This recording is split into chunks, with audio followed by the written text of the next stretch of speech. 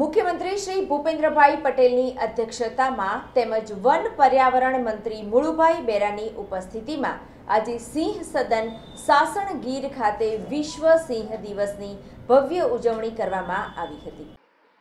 One વિભાગના જણાવ્યા મુજબ આજે રાજ્યભરમાં ગ્રામીણ અને શહેરી વિસ્તારની શાળાઓમાં વિવિધ કાર્યક્રમોનું આયોજન સોશિયલ મીડિયા, પ્રિન્ટ મીડિયા અને ઇલેક્ટ્રોનિક્સ મીડિયાના માધ્યમથી વર્ચ્યુઅલ રીતે કરવામાં આવ્યું હતું।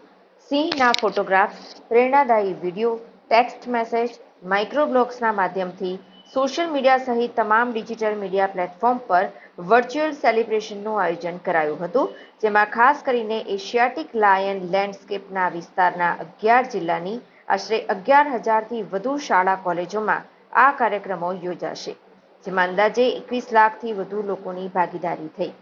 વધારેમાં વધારે નાગરિકો સુધી પહોંચી શકાય તે માટે વન વિભાગ દ્વારા વર્લ્ડ લાયન ડે 2024 હેશટેગ બનાવવામાં આવ્યું છે।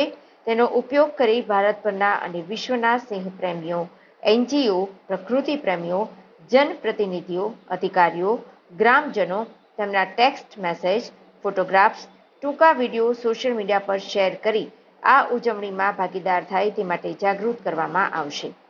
ઉપરાંત આ સંદેશો વધુમાં વધુ નાગરિકો સુધી પહોંચે તે માટે સાહિત્ય કલાકારો દ્વારા પણ પ્રસિદ્ધ કરવામાં આવશે। આ ઉજવણીમાં વધુમાં વધુ નાગરિકો સહભાગી થાય તે માટે વન વિભાગ દ્વારા અનુરોધ કરવામાં આવ્યો છે। મુખ્યમંત્રી શ્રી ભૂપેન્દ્ર પટેલની અધ્યક્ષતામાં વિશ્વ સિંહ દિવસની ભવ્ય ઉજવણી સાસણ ગીર ખાતે આવેલા કમ્યુનિકેશન સેન્ટર ખાતે કરવામાં આવી હતી। સંત, શુરા અને સાવજની ભૂમિ સૌરાષ્ટ્રમાં આ ઉજવણીમાં વન પર્યાવરણ મંત્રી શ્રી મુળુભાઈ બેરાની વિશેષ ઉપસ્થિતિ રહી હતી। મુખ્યમંત્રીશ્રીએ વર્ષ 2047 સુધીમાં ભારતને વિકસિત બનાવવા માટેની વડાપ્રધાન શ્રી નરેન્દ્રભાઈ મોદીની સંકલ્પનાને સાકાર કરવા માટે વિરાસતની જાળવણી સાથે વિકાસની કટિબદ્ધતા વ્યક્ત કરી છે।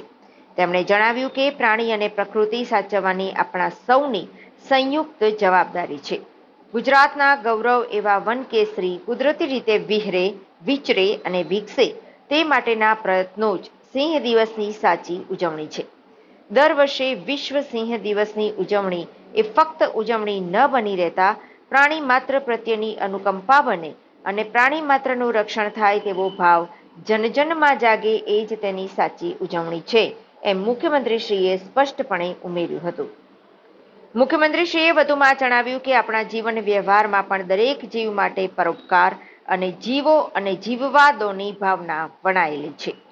મુખ્યમંત્રીશ્રીએ વિદ્યાર્થીઓને સંબોધતા કહ્યું કે વિશ્વ સિંહ દિવસ જેવા દિવસની ઉજવણી વર્ષમાં ભલે એકવાર કરવામાં આવે, પરંતુ આવા કાર્યક્રમમાં આવવાથી વિદ્યાર્થીઓને પ્રકૃતિના જતન અને સંવર્ધનની એક શીખ પણ મળશે, તો આ પ્રકૃતિના રક્ષણ માટેનું મોટું કદમ લેખાશે। કારણ કે આપણે તો આજે સવારે જ તિરંગા યાત્રાની શરૂઆત કરી છે રાજકોટથી, અને નરેન્દ્રભાઈના આવ્યા પછી આપણા દેશનું ગૌરવ દેશ અને દુનિયામાં વધ્યું છે। તમે જુઓ, આજે તમે ભારત દેશ માટે જોવાની નજર લોકોની બદલાઈ ગઈ। આજે તમે ગમે ત્યાં જઈને ઊભા રહો વિદેશમાં કે તમે ભારતથી આવ્યા છો, અને પહેલાં તમે ઘણા બધા અહીંયાથી ફોરેન કદાચ કોઈ ગયું હોય તો પાસપોર્ટ ઓફિસથી જ ખબર પડી જાય તમને કે આ લોકોને આપણા માટે કેટલો પ્રેમ છે નથી। અત્યારે તમે પાસપોર્ટ આપો ને ઇન્ડિયન હોવ તો એની આખી ચમક જ જુદી આ ગૌરવ આપણને માન્ય નરેન્દ્રભાઈ અપાયું છે, અને એમણે હર હંમેશ દેશ ભાવના વધુ ને વધુ કેવી રીતે મજબૂત થાય એના એમણે હર હંમેશ પ્રયત્ન કર્યા છે। આઝાદી કા અમૃત મહોત્સવ હોય કે તિરંગા હર ઘર તિરંગા હોય, એવા કાર્યક્રમો આપીને વધુ ને વધુ દેશ ભાવના આપણામાં કેવી રીતે જાગે। આઝાદી વખતે આપણે બધાને ખબર છે કે કેટલાય લોકોના બલિદાન પછી આપણને આઝાદી મળી। આઝાદી પછી આપણે દેશ માટે જીવવું છે, દેશ માટે શું કરી શકાય એના માટેનો હવે પ્રયત્ન કરવાનો, દેશ માટે જીવવાનું છે। હવે ક્યાંય મરવાનું નથી। આપણે આઝાદી મળી ગઈ છે આપણને, પણ દેશ માટે શું કરી શકાય, કેવી રીતે જીવવું જોઈએ।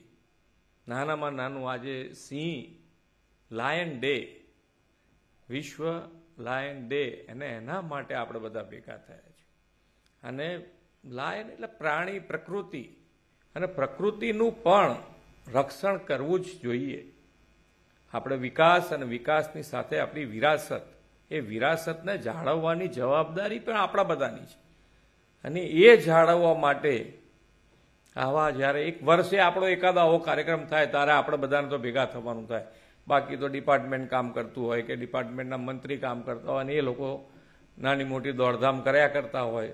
એની શું પ્રોસેસ થઈ, કયા સિંહને વાગ્યું, કયો સિંહ બીમાર થયો, એની પાછળ ટેકનિકલી જેટલી મદદરૂપ થવાતું હોય એટલું સરકારે કામ કરી રહ્યા છે.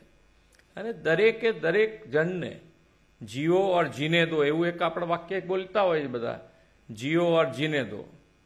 તો આપણે જેવી રીતે જીવીએ છીએ તો આપણે ત્યાં જેટલા પ્રાણીઓ છે એ પ્રાણીઓ કેવી રીતે સારી રીતે જીવી શકે, ઉછરી શકે, એના માટેનો આપણા બધાનો પ્રયત્ન હોવો જોઈએ. એટલે દરેકે આજે અહીંયાથી હમણાં ભૂપેન્દ્રજી યાદવને આપણે સાંભળ્યા મિશન લાઈફ, તો મિશન લાઈફ પણ એનો જ એક ભાગ છે કે મિશન લાઈફ એટલે આપણી રોજબરોજની લાઈફમાં આપણે પર્યાવરણને કેવી રીતે મજબૂત કરી શકીએ એના માટેનો પ્રયત્ન છે મિશન લાઈફ. એટલે તો આપણા બધાની પણ જવાબદારી છે. આપણે તો એ વિસ્તારમાં રહીએ છીએ, તમે બધા તો આ વિસ્તારમાં રહો છો, એ લોકોને કોઈ તકલીફ ના પડે, તમને કોઈ તકલીફ ના પડે, એ રીતે જો આપણે આગળ વધીશું.